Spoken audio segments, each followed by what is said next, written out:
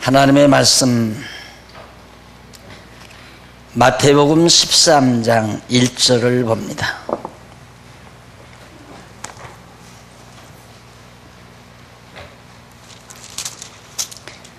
마태복음 13장 1절.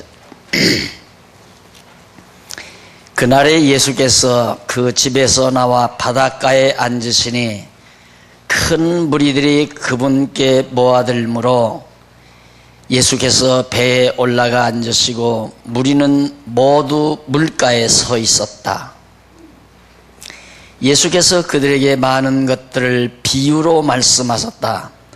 보아라, 씨를 뿌리는 자가 씨를 뿌리러 나아가 씨를 뿌릴 때 어떤 것들은 길가에 떨어지니 새들이 와서 그것들을 먹어버렸고, 다른 것들은 흙이 많지 않은 돌밭에 떨어지니 흙이 깊지 않으므로 금방 싹이 났으나 해가 뜨자 그것들이 타서 뿌리가 없어 말라버렸다.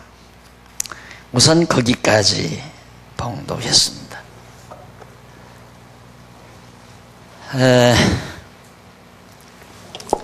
주보 여러분 보시면 오늘 들으실 말씀의 주제가 비유로서 직위를 행사하는 내용을 우리가 살피게 되겠습니다. 13장 1절 이하가 비유로서 직위를 행사하신다.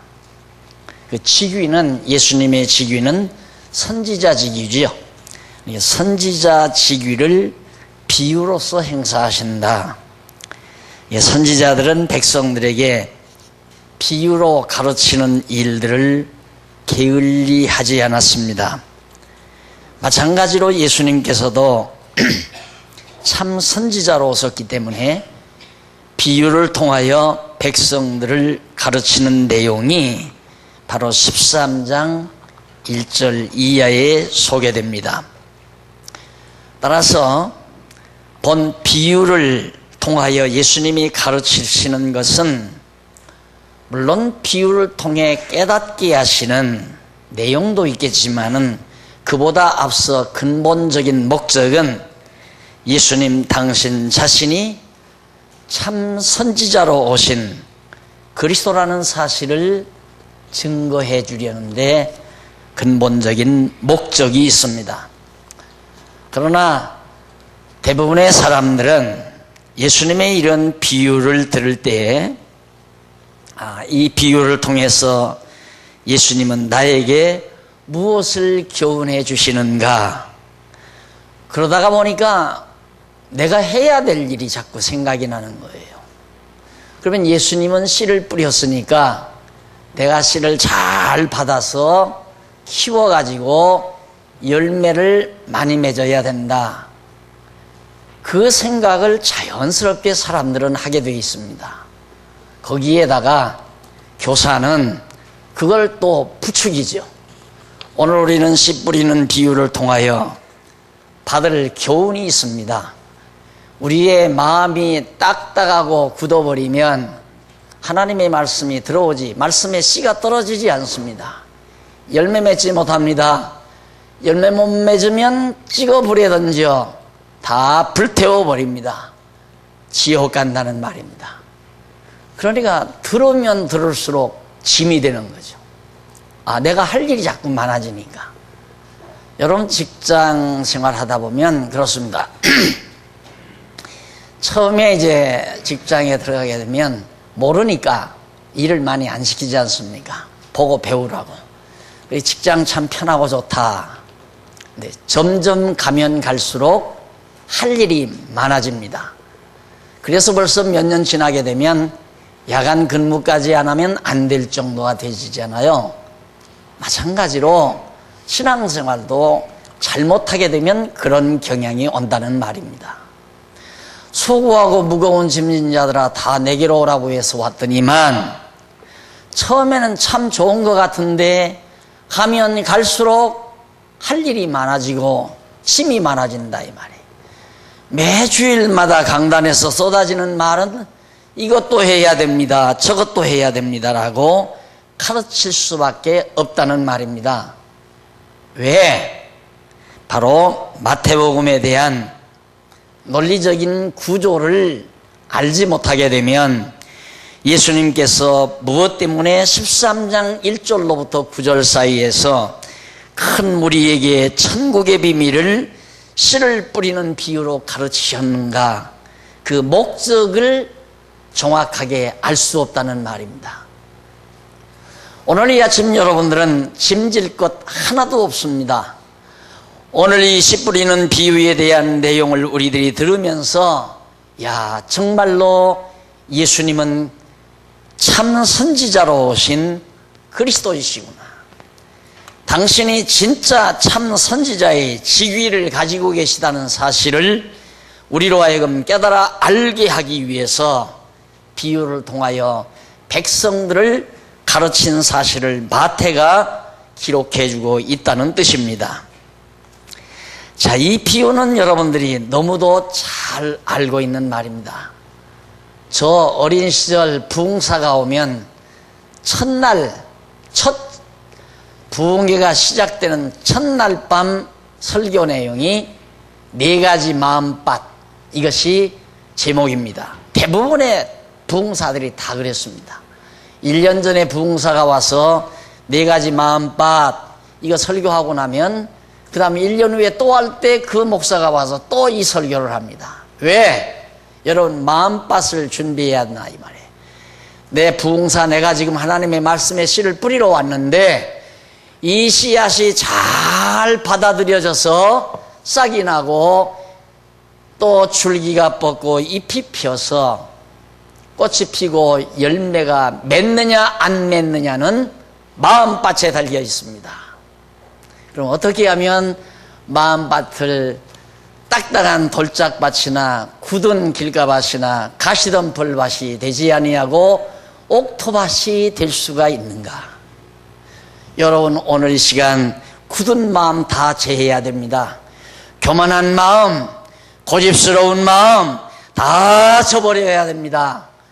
그리고 마음속에 있는 더러운 죄덩어리들, 자갈밭과 같은 그런 돌짝밭과 같은 더러운 심령 속에 굴러다니는 죄덩어리들을 다 쏟아내야 됩니다. 지금도 제 귀에 쟁쟁합니다.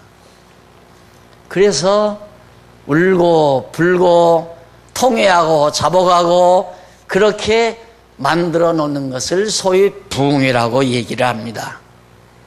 그러나 오늘 예수님께서 4가지 마음밭에 대한 비유를 말씀하시는 것은 내가 참 선지자직임을 가지고 있다. 한 번 더 나가면 내가 그리스도로 세상에 왔다. 나는 구약에 언약된 메시아 그리스도가 바로 나다. 이 사실을 알려주기 위해서 바로 이 마음밭에 대한 비유를 베풀 것이다. 그러니까 우리가 성경을 총체적으로 정확하게 파악하지 아니하면 부분적으로 말할 때 다 말려 들어갑니다. 내가 오늘 이 시간 여기 나와가지고 지금 그렇게 말하지 않고 오늘 예수님께서 4가지 마음밭에 대해서 말씀하셨습니다. 마음밭에 대해서 말씀하시면서 씨를 뿌리는 자가 씨를 뿌리는데 길가에 떨어진 딱딱한 밭에 떨어진 그런 씨앗은 난 것 같지만 금방 말라 죽어버리고 말았습니다. 여러분, 오랜 동안 하나님의 말씀을 배웠지만 지금 남아있지 아니한 사람은 길가와 같은 마음을 가지고 있는 사람입니다. 딱딱 굳어져 있습니다. 고칠 줄을 모릅니다. 부드럽지를 않습니다. 겸손하지를 않습니다. 하고 말한다면 정말 그렇구나 하고 다 들으실 거예요. 그게 제가 한편 마음을 놓지 못하는 부분입니다. 그런 부분들이 저는 그걸 우리 교회에서라기보다도 강남노위에서 나는 그걸 실감하고 있어요. 아주 깊게 실감하고 있어요. 금방 돌아가 버리는구나. 분별을 못해요. 저 강의가 정말 성경에 입각한 올바른 강의인지 올바른 강의가 아닌지를 성도들이 쉽게 분별을 못한다 이 말이죠. 그래서 한동안은 참 성도들 바보다, 참 한스럽더라고요. 어떻게 그렇게 바보짓을 하는가. 그러다가 돌이킨 교회들도 많이 있지만은 한참 돌아가다 보니까 아니거든요. 그래서 몽땅 돌아와 버렸잖아요. 몰라요. 왜? 전문가가 아니니까. 그분들은 한 주간 내내 직장에서 일하고 사업터에서 사업하다가 주일 아침 나와서 하나님의 말씀을 요리해서 만들어 놓은 말씀 듣고 심령에 힘을 얻고 소망 속에 하나님의 은혜를 찬양하며 사는 아주 단순한 그런 삶을 사시는 분들이기 때문에 성경 읽고 성경에 있는 얘기 그럴듯하게 얘기하면 다 넘어간단 말입니다. 그래서 뭐 1년 안 걸려요. 몇 달만 그렇게 하면 그냥 성경신학적인 성경 해석학, 이건 다 온데간데 없어져 버리고 다시 그때로부터 짐지기 시작하는 겁니다. 아, 맞아. 할 건 해야 돼. 율법도 지켜야 될 건 지켜야 되고, 그래서 새벽 기도도 다시 해야 되고, 구역 예배도 다시 드려. 그거 나쁘다는 얘기는 아닙니다. 나쁘다는 얘기가 아닌데, 모여서 하나님 말씀 상고하고 모여서 친교하는 거가 뭐가 나쁩니까? 그러나 그런 모든 것들이 잘못된 내용을 쇠뇌시키는 하나의 수단과 방법이 된다면 제거해야 될 필요가 있다는 얘기죠. 자, 그럼 한번 상고해 보십시다. 13장 1절로부터 13장 1절에서 9절까지가 바로 큰 무리에게 천국의 비밀을 씨를 뿌리는 비유로 가르치는 내용인데, 하나님 나라의 비밀, 천국 비밀을 씨 뿌리는 비유로 가르쳐요. 그러면 천국 비밀을 가르치려면 알기 쉬운 말로 해야 되잖아요. 알기 쉽게, 깨닫기 쉽게. 그런데 깨닫기 어려운 비유를 예수님이 들어요. 그 비유의 내용은 여러분들이 잘 아는 내용이죠. 4가지 빻밭. 처음에는 그날 예수님이 이제 바닷가에 가 있었는데 사람들이 자꾸 많이 따라오니까 예수님이 바다를 많이 택했어요. 그런데도 사람들은 바닷가로 막 모여들어요. 또 사람 많이 모이면 예수님은 또 피해가요. 한적한 곳으로 피해가요. 이유는 그 사람들이 정말 다 하나님의 말씀을 듣고 천국 백성 될 사람들이 아니에요. 와서 병 낫고 배고플 때 오병이어 떡 만들어서 먹이고 그게 재미가 나는 거예요. 그래서 자꾸 예수님을 따라다니면 귀찮은 거예요. 하나님의 말씀을 들을 자는 따로 딱 정해져 있어요. 아주 정해져 있어요. 딱 정해져 있기 때문에 듣기로 작정된 자는 다 와서 듣고 믿게 돼 있다 이 말입니다.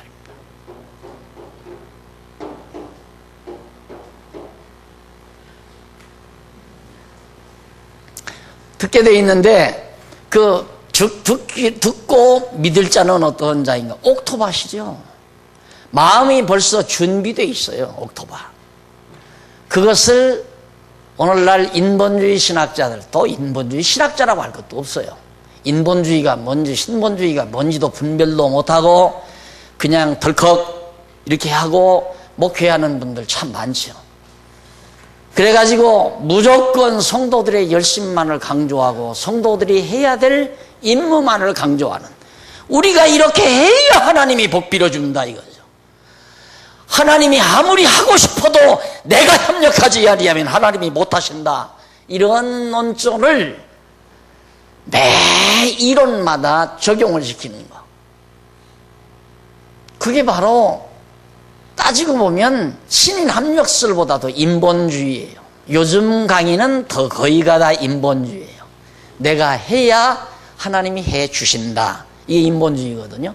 신인 합력은 하나님과 인간이 힘을 모아서 한다는 얘기지만은 출발이 내가 열심을 내야 하나님이 귀 입어서 복을 준다. 출발이 나부터 시작이 되니까 인본주의라 이 말이에요. 신인 합력설과 인본주의는 전혀 다릅니다. 인간을 버리노라. 내가 잘못하면 하나님이 벌 주고 내가 잘하면 하나님이 복 주고, 이게 철저히 인본주의라 이 말이죠. 거기에 비하면 신인 합력은 조금 낫지만 그것도 엉터리죠. 하나님이 이미 듣기로 작정된 그런 무리들은 준비되어 있다. 그게 천국의 비밀이라 그 말이에요. 그걸 깨달아 알게 하기 위해서 예수님께서 참 선지자로 오셔서 가르쳐 주는 거란 말입니다. 그러니까 나아가서는 예수 믿고 구원 얻게 하려는 게 아니에요. 이미 옥토밭으로 준비된 자는 반드시 예수 그리스도를 영접하고 하나님 나라 백성이 되게끔 되어 있어요. 예수님이 지금 이 비유를 들어야 그 사람이 이 비유의 말씀을 듣고 하나님 나라 백성이 되는 것이 아니라 예수님이 참 선지자라고 오셨다는 사실을 가르치기 위해서, 증거하기 위해서 비유로 선지자 직위를 행사하시는 거라 이 말입니다. 그러니까 못 믿을 자들은 어차피 못 믿을 거니까 알아듣지 못하게 비유로 말한다고 그랬잖아요. 예수님께서. 어려워요? 여기서 지금 굉장히 어렵게 말을 해요. 어렵게 말을 하니까 아무도 못 알아들어요. 그리고는 예수님께서 제자들을 따로 데리고 가서 이 비유를 제자들에게만 하나하나 가르쳐 줍니다. 왜? 그 사람들은 믿기로 작정된 자들이 아니에요. 거기 들을 사람들은. 바닷가에 많이 모인 사람들은 누구 병 낫게 하나 보자 하고 그거 구경하러 간 사람들. 때가 되면 또 배불리 먹게 해주겠지 하고 그런 표적을 나타내 주는 것을 보고 싶어서 간 사람들. 그리고 기회만 되면 예수를 잡아서 죽이려는 사람들. 여러 종류의 사람들이 모여있다 이 말입니다. 그러니까 교회 나온다고 해서 다 진리를 위해서 산다고 착각하면 안 됩니다.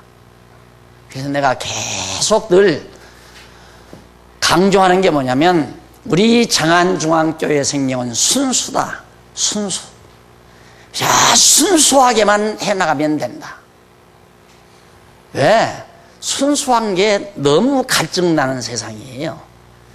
그러니까 아주 순수하면 순수할수록 그 순수함을 찾는 자들이 와서 순수를 발견하고 같이 선한 일을 위하여 진리를 위해서 살게 돼 있다 이 말입니다.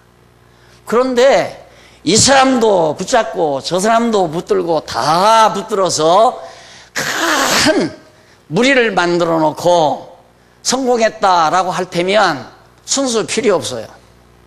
선배 목사가 날들을 가르치더라고요. 목회 잘하는 방법이 뭐냐면 다 편들어 주래요. 이 사람이 오면 이 사람 편들어주고 저 사람이 오면 저 사람 편들어주고.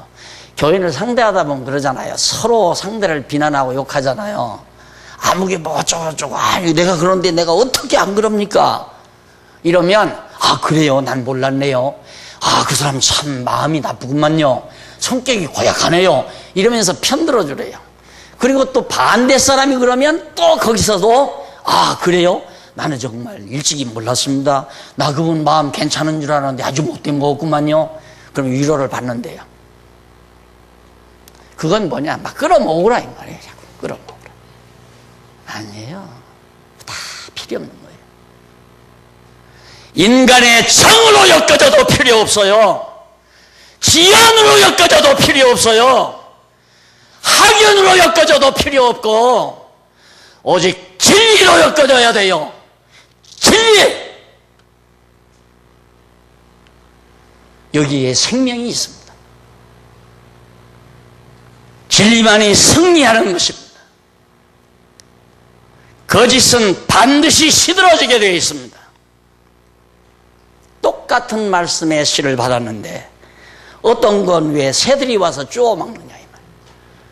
어느 것은 왜 조금 나는 듯 하더니만 다 말라 비틀어지느냐 이 말입니다.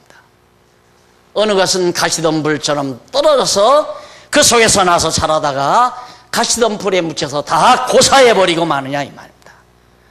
어느 것은 제대로 싹이 나서 열매 맺고 결실을 맺느냐 이 말이죠. 이것이 사람의 힘에 달려있는 것이 아니라 하나님의 능력에 달려있다 이 말이에요. 하나님이 마음밭을 준비해 놔 있어요. 바로 옥토밭을 하나님이 준비해 놓으셨다 이 말입니다. 그걸 누가 어떻게 만들어요? 옥토밭을 누가 어떻게 만드느냐 이 말입니다. 하나님이 준비해 놓으신 것입니다. 그래서 그냥 썩지 아니한 씨, 곰팡이 슬지 아니한 씨, 상처나지 아니한 씨, 바로 순수한 씨, 살아있는 씨, 그 씨앗만 뿌리면 된다 이 말입니다. 뿌리면 하나님께서 예비하신 심령 속에 떨어진 그 씨는 반드시 열매 맺게 되어 있어요. 자기가 열매 맺는 것이 아니라 하나님께서 키워서 열매 맺게 되어 있다 이 말입니다. 아무나 교회에서 5년, 10년, 20년, 30년, 50년 대대손손 진리 지켜나가는 거 아니에요. 처음에 말씀 좋다고 와가지고 우르르 몰려온 사람들 얼마나 많습니까?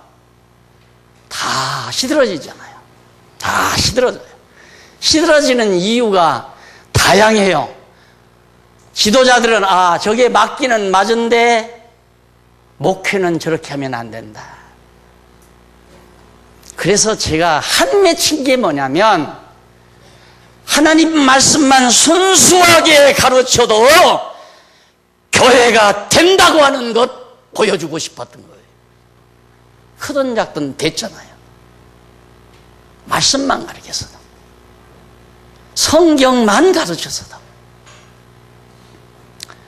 그런데 이제 와서 어떤 분들은 뭐 때문에 성경만 가르치면 된다고 하더니만 자연과학이 무슨 필요 있으며 인문과학이 무슨 필요 있고 사회과학이 무슨 필요가 있느냐 이러고 이론을 전개하는 분들이 없잖아 있습니다. 그러나 몰라 하는 얘기입니다. 하나님의 말씀 모든 철학을, 인문학이죠 철학은, 하나님의 말씀은 모든 인간의 변론이나 철학을 다 묵살시킬 수 있다는 얘기입니다. 그걸 가르친다 이 말이에요. 누구에게? 젊은이들에게. 요즘 제가 소식 하나를 들었는데 어느 젊은이가 대학을 나오고 자기의 지식이 아는 것이 사회적인 지식이 좀 모자란다 싶어가지고 철학 서적을 몽땅 사다가 공부를 했답니다. 아주 열심히 책을 잘 본대요. 수십 권의 책을 그걸 독파를 하고 나서 결국은 답이 없구만요. 답이 없다 이 말이에요. 철학 서적을 다 섭렵하고 나서 결과는 답이 없다. 그래서 바로 성경의 위대성, 성경신학의 위대함을 다시 한번 발견하고 놀랐다고 하는 소식을 제가 듣고 바로 우리 교회에 자라나는 젊은이들이 그렇게 됐으면 좋겠다. 바람은 그겁니다. 한평생 어려운 삶 속에서 애써 인문과학에 투신해서 몸담아 연구하고 자연과학에 투신해서 몸담아 연구한 그런 좋은 인재들이 오늘 우리 장안중앙교회 젊은 세대들을 정말 깊이 있게 잘 가르치고 지도해 줄 수 있는 지도자로 자리매김이 됐으면 하는 바람이었던 겁니다. 사회과학도 마찬가지입니다. 사회를 보는 눈, 우리가 사회에 대한 여러 가지 비난, 사회에 대한 원망, 사회에 대한 부조리 이런 거 보고 불평, 불만만 할 것이 아니라 대안 제시가 없는 불평, 불만은 그건 파괴주의자예요.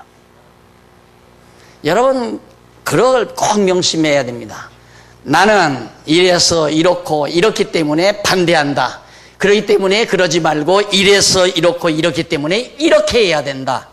반드시 그렇게 생각을 정리해야 됩니다. 무조건 나 저거 싫으니까 나 안 해. 싫어. 그건 아니죠. 그건 파괴주의자죠. 대안 제시가 반드시 있어야 됩니다.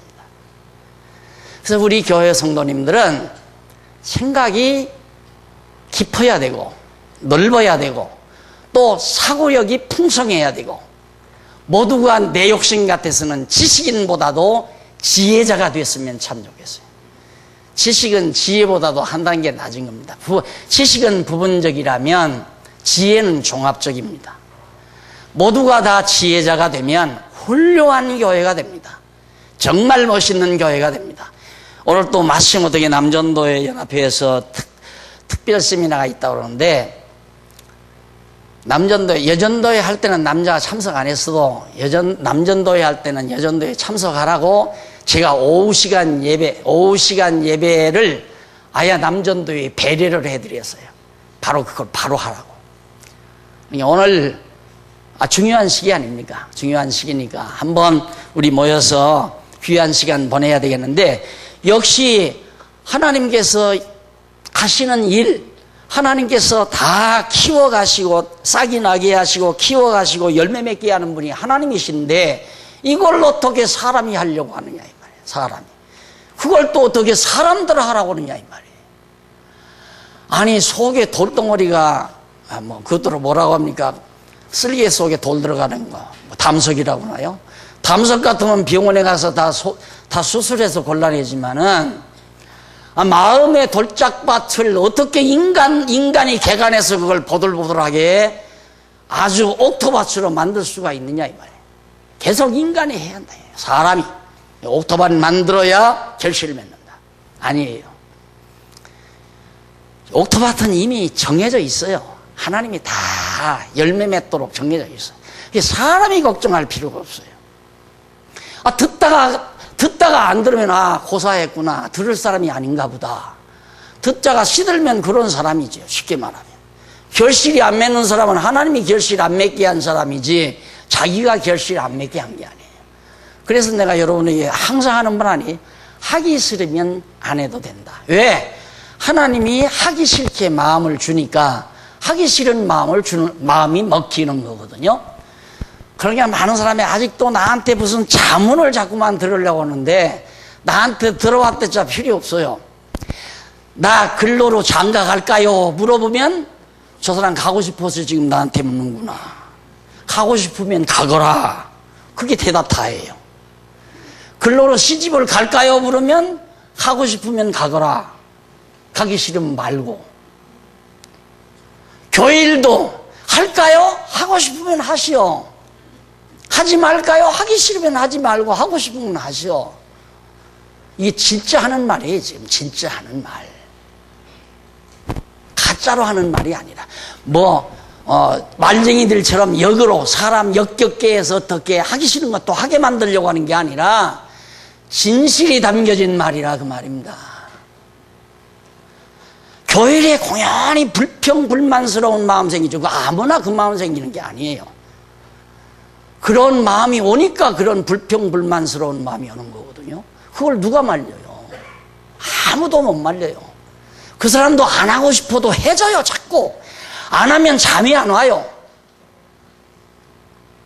교회도 그렇죠. 하고 싶은 사람은 잠이 안 와요. 빨리 나섰으면 좋겠다. 내가 요즘 공사하니까 때로는 나는 늦게도 오고 일찍도 오고 버릴 수 있으면 좀 늦게도 오고 그런데 내가 거의 1등 와본 적이 없어요. 내가 거의 1등. 물론 일꾼들은 일찍 오지만은 교회 돌보시는 분들 멀리서 오셔도 그렇고 식사 담당자들도 그렇고 하고 싶으면 아무도 못 말리는 거예요. 그렇게 하자 이 말이에요. 하고 싶은 사람끼리 즐겁게 행복하게 감사함으로 크면 뭐 할 거예요. 크면 누구 성공했다고 하게요? 야 아무개 성공했다. 야 큰 교회 세웠더라. 엄청 많은 사람들부터 인기 얻고 살더라. 인기 뭐 하게? 인기 많이 얻고 사는 사람, 거기에 보람 느끼는 사람은 반드시 우울증 환자가 돼서 자살을 합니다. 연예인들의 자살 확률이 높은 이유가 바로 그거예요. 그 사람 그런 사람들을 인기 먹고 사는 사람들이거든요. 그러니까 결국은 인기 떨어지면 자살하는 거예요. 우울증이 와가지고. 다 필요 없는 거예요. 오직 진리 안에서 만족하고 진리로 힘을 얻고 진리로 삶을 지탱하는 그 이상의 아름다움이 없다는 것 기억하셔야 됩니다. 흙이 얇아 돌짝밭에 떨어져 버려요. 돌짝밭은 금방 다 싹이 시들고, 그리고 가시덤불도 세상 염려와 재리 뒤에 해석이 나옵니다. 그래서 13장 10절로 17절 보면 비유로 말씀함이 예언대로 깨닫지 못하게 함임을 가르쳐 줍니다. 선지자들이 예언한 대로 비유로 왜 가라는, 이사야 선지자가 들어도 깨닫지 못하고 보아도 알지 못하게 하신다. 왜? 듣고 깨닫고 돌아와 고침받을까 봐서. 다시 말해서 멸망받을 자가 하나님의 말씀 듣고 깨닫고 돌아와서 천국 가면 어떻게 돼요? 그러면 하나님 계획이 다 무너져 버리잖아요. 근데 사람들이 고연히 천국 보내려고 애를 써요. 자기가 하나님 노릇하려고. 그것도 쓸데없는 거죠. 자기가 퍽 영혼을 사랑하는 것처럼 사랑하는 건 그리스도 안에서 형제들을 사랑하는 거예요. 구원시키려고 사랑하는 게 아니라, 우리가 선교하러 가지만은, 선교도 가지만은 가서 거기 그 나라 사람들 다 구원시키려고 가는 게 아니라 순수한 씨앗이니까 말씀 씨앗 뿌리러 가는 거예요. 거기 옥토밭 있으면 열매 맺게 하실 하나님의 섭리 따라서 하나님이 갈마음 주시고 여건 주시니까. 언제부터 선교위원회 조직에서 선교에 열정을 했습니까? 돼 가다 보니까 선교위원회가 만들어졌고, 선교부가 만들어졌고, 또 선교연보는 어쩌자고 그렇게 잘 들어와 또. 그거 신기한 일 아니에요. 다른 연보는 좀 덜 들어오는데 어떻게 선교연보는 또 그렇게 잘 들어오냐 이 말이죠. 그러니까 가는 거죠. 또 갈마음 주고 환경도 주고. 10월 달에 서남아시아 쪽 간다고 신문에도 공고했잖아요. 신문에도 났잖아요. 제자들이 거기 10절로부터 한번 보십니다. 13장 10절. 제자들이 다가와서 예수께 여쭈었다. 왜 저들에게는 비유로 말씀하십니까? 그 예수님 가만히 보니까 그 많은 사람들 다 무식한 사람도 많고 못 알아들을 사람 많은 것 같은데 왜 그렇게 비유로 말씀합니까? 예수께서 그들에게 대답하여 제자들에게 말합니다. 너희에게는 하늘나라의 비밀을 아는 것이 허락되었으나, 제자들에게는 하나님 나라 비밀을 아는 것 허락됐지만은 저들에게는, 저 강가에 해변가에 즐비하게 서 있는 저들에게는 허락되지 않았기 때문에 내가 알아듣지 못하게 비유로 말하는 것이다. 가진 자는 더 받아서 넘치게 될 것이나 가지지 못한 자는 그 가진 건 마저 빼앗길 것이다. 가진 자, 이미 제자들은 예수 하나님 나라를 지금 가지고 하나님 나라로 오신 그리스도를 모시고 있잖아요. 그리스도와 함께.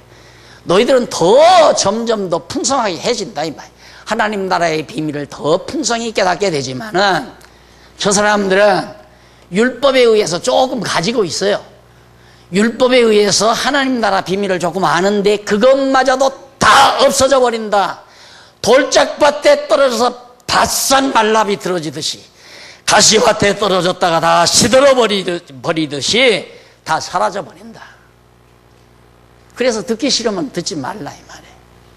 그래서 공부하려고 하는 겁니다.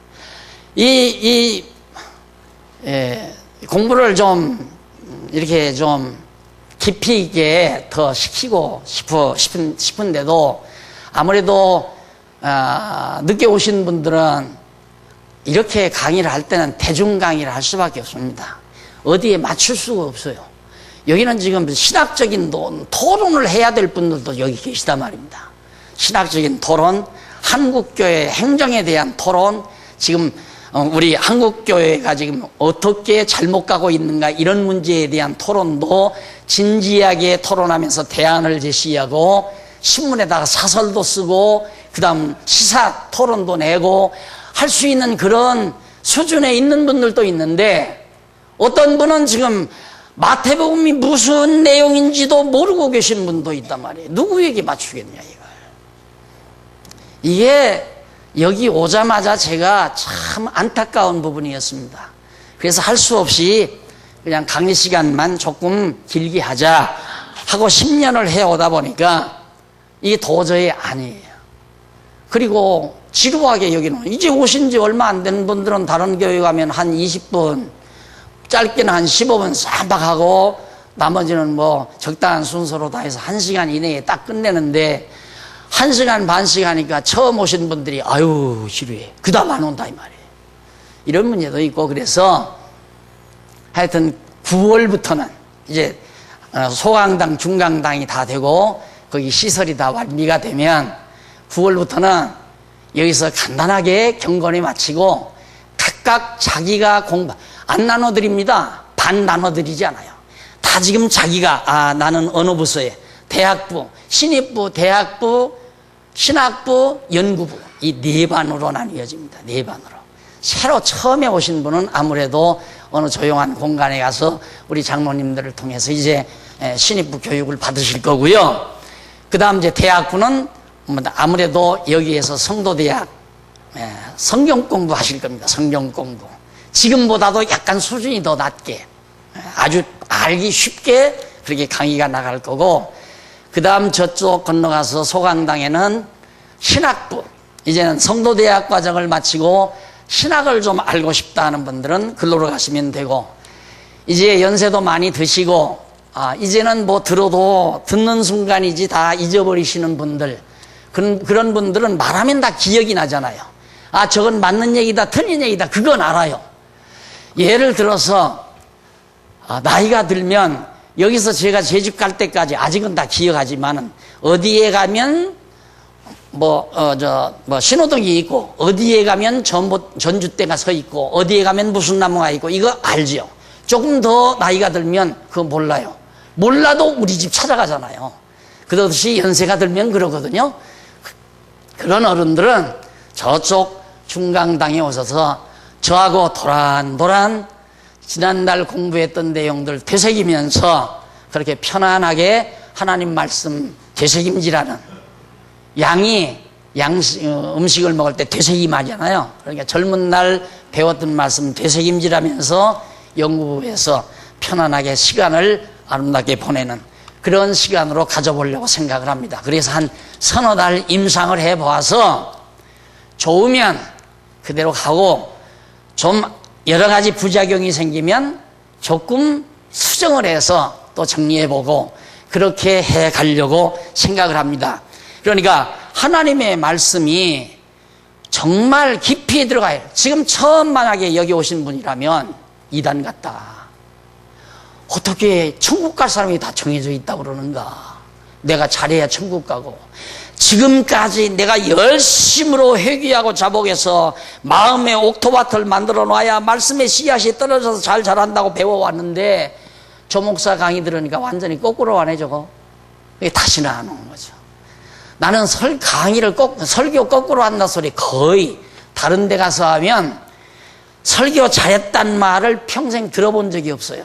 다른 데 가서 하고 나면 어떻게 설교를 거꾸로 하냐.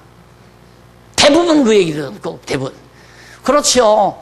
인본주의 설교를 신본주의로 하니까 완전히 뒤집어서 하는 거죠. 거꾸로 하는 거.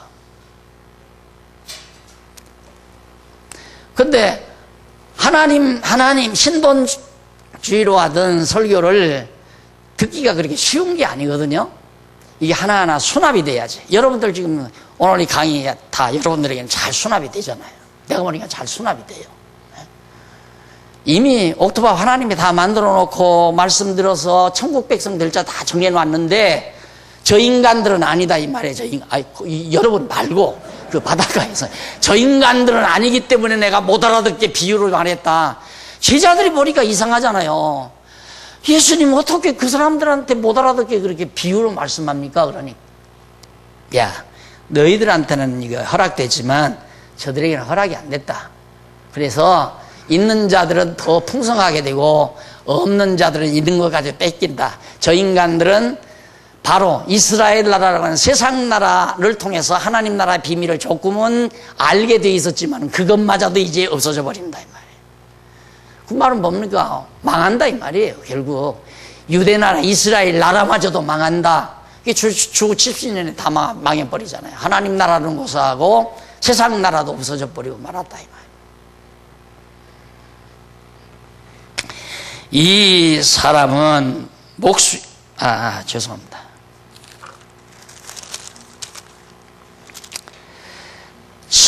13절 그러므로 내가 저들에게 비유들로 말하는 것은 저들이 보아도 보지 못하고 들어도 듣지 못하고 깨닫지도 못하기 때문이다.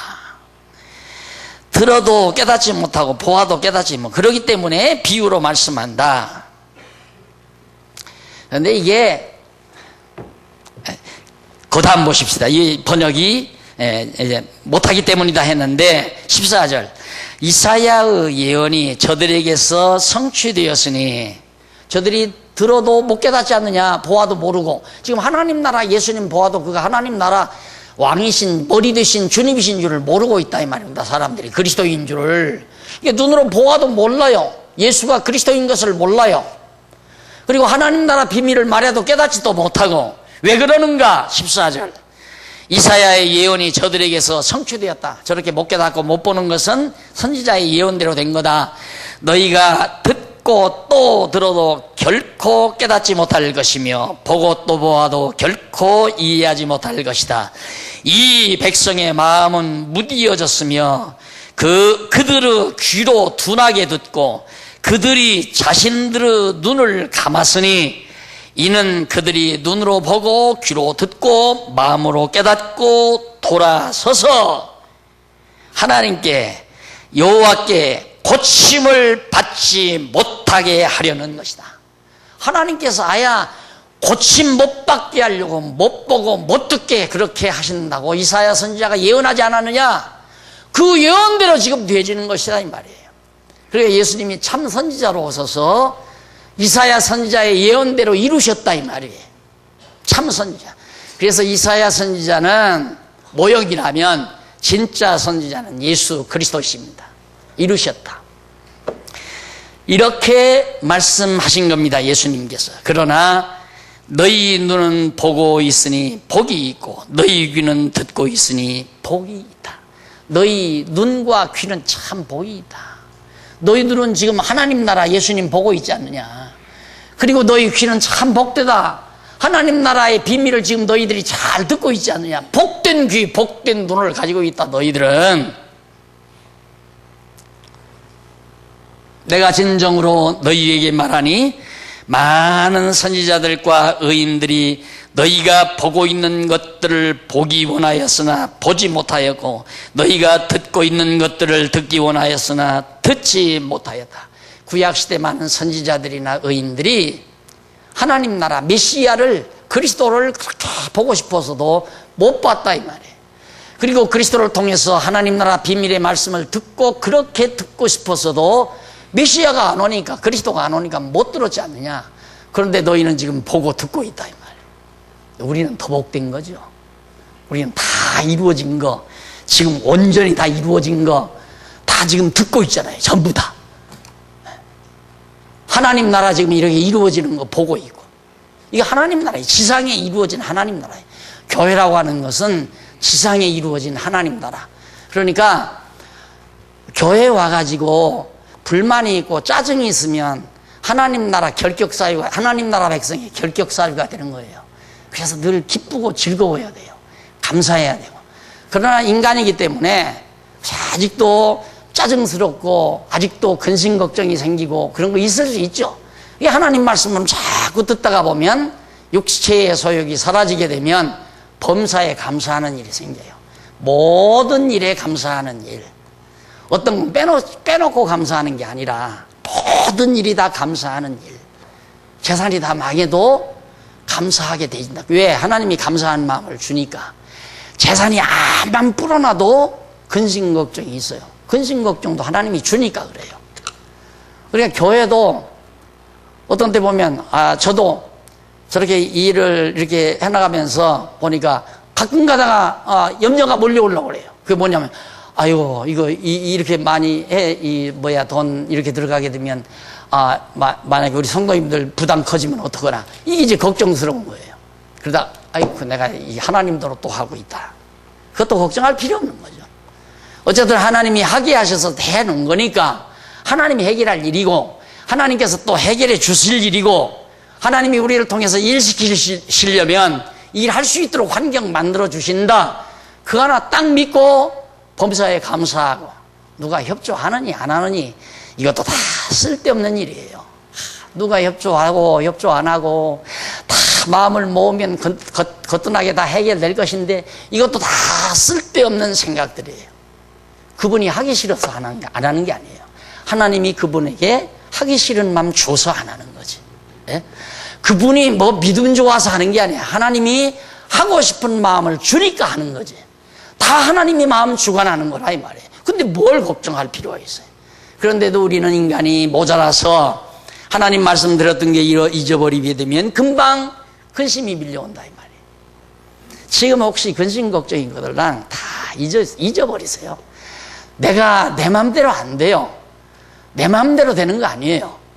나도 이거 어쩌다가 이렇게 됐나. 암만 봐도 이게 꿈 같고 생시 같지를 않아요. 이렇게 하려고 해본 적도 없고 이렇게 되리라고 기대해 본 적도 없고. 내가 엊그저께는 그래서요. 하도 걱정들을 하시는 분이 있어서 아유 걱정하지 마세요. 하나님께서 우리 교회 성도님들 다 생활력 형편 다 알잖아요. 걱정하지 마십시오. 하나님이 아시게 되면 아십니까? 중국에서 돈 밀려오고 아프리카에서 밀려오고 저 지방에서 밀려오고 그거 어떻게 압니까? 그런데 보니까 저 리비아에서 돈이 왔더라고요. 1,000만 원이나. 걱정하지 말아요. 아무 걱정하지 말아요. 하나님이 하게 하신 일 하나님이 책임져요. 우리는 기쁘고 즐거울 일밖에 없어요. 감사하고 기뻐하고 즐거워할 일밖에. 왜? 보는 눈, 듣는 귀 있는 것만도 복이 있는 거라 말입니다.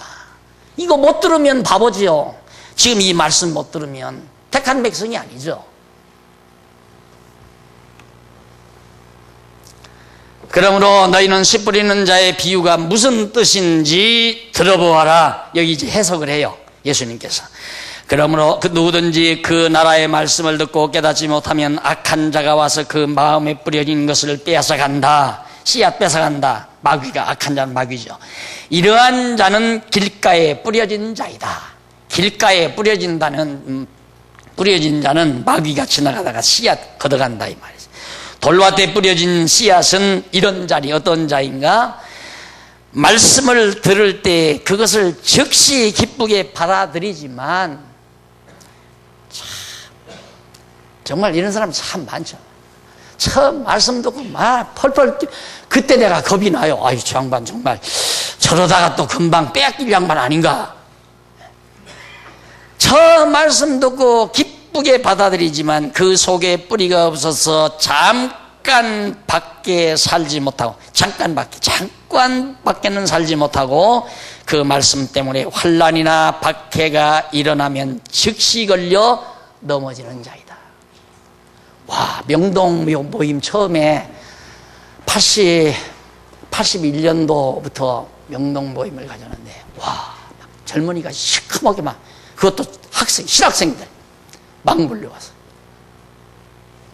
그때 한국교회 뒤집어지는 줄 알았어요. 저는 와가지고 얼마나 좋아하고 얼마나 기뻐하고 와 20세기 칼빈 저들이 그러게 누가 칼빈 내가 칼빈이라고 확인나 했어요? 저희들이 가서 20세기 칼빈 나타났다 그러니까 웬 사람이 이게 나타났느냐 보니까 삐쩍 마른 초라한 별 볼 일 없는 인간이 하는데도 몰려오더라고요. 그런데 이단 시비가 붙었잖아요. 이단이다. 그래서 목사 제명당했다. 그러니까 바람 풍기듯이 다 풍겨나갔어요. 한 사람 안 남았어요. 신학생 출신 하나도 안 남았어요. 찾아오는 사람은 한둘 있어요. 그분은 어떤 분이냐면 아주 좋은 인상만 받고 미국에 가서 신학에서 공부하고 목사가 된 분이에요. 엊그저께도 찾아왔더라고요. 와서 목사님 이상해요. 그때 동료들한테요 목사님 얘기하면 그냥 별로 그냥 그러더래요. 무슨 일이 있었어요? 그 사람은 지금도 나밖에 없는 줄 알아요. 그 미국에 있는 그 목사님은. 이로.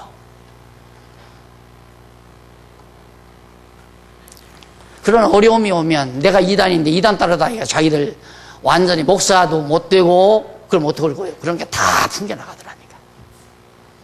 근데 요즘에 그런 분들이 살살 인터넷에 들어가서 제 설교 성경 개론책 이거 다 카피해서 그걸 교재를 만들어 자기가 한 것처럼 만들어서 활용하는 사람도 있고 주부에다가 아야 이대로 올려놓고 내 이름 밝히지도 않는 사람도 있고 그래, 열심히 전하라고 그냥 내버려 두라고 저 한번 집어넣을까요? 내버려 두라고 전해지는 건 말씀이니까 내버려 두라고 아니까 자기네들이 또 뿐만 아니에요. 또 예수께서 또 죄송합니다. 그 속에 뿌리가 없는데 가시던 뿔에 뿌려진 씨앗은 이런 자이니 어떤 자냐면 말씀을 들으나 세상의 염려와 재물의 유혹이 그 말씀을 억눌러서 열매를 맺지 못하는 자이다. 보세요. 암만 말씀 들으면 뭐예요? 근심 걱정하면 그냥 눌려서 열매가 안 맺어져요. 말씀 들으면 마음이 평안해지고 기쁘고 즐거워야 돼요. 그것이 옥토밭이라는 증거예요. 그런데 말씀을 들었는데도 근심이 오고 걱정이 오고 짜증이 생기고 막 원망이 생기고 이거 옥토밭은 아니잖아요. 이게 문제다 이 말입니다. 이런 것들이. 그런다고 사람이 어떻게 할 일도 아니고 그 사람들 걱정 근심 좋아할 사람이 누가 있어요?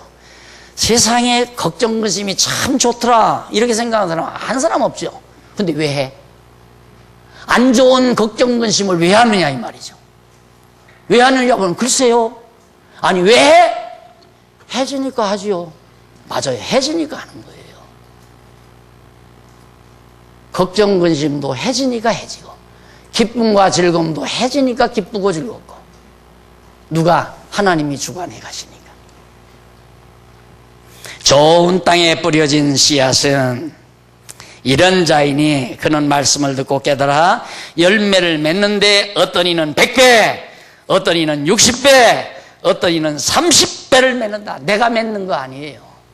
농부이신 하나님이 맺게 하시는 거라 이 말입니다.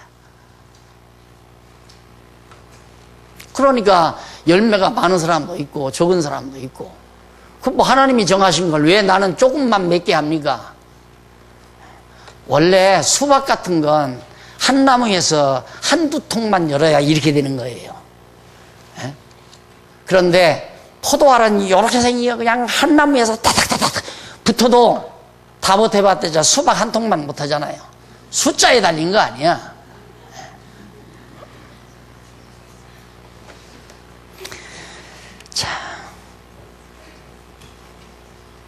24절부터 다른 비유를 또 말씀하네요. 다음 듣죠. 오늘은 그만하고 기도하십시다. 살아계신 하나님 아버지, 어쩌다가 우리를 옥토밭으로 만들어 주셔서 생명의 말씀에 씨앗을 듣고 씨앗을 받고 이렇게 점점 자라 열매를 맺어가도록 역사하시는 하나님 나라의 백성이 되게 하신 것을 진심으로 감사합니다.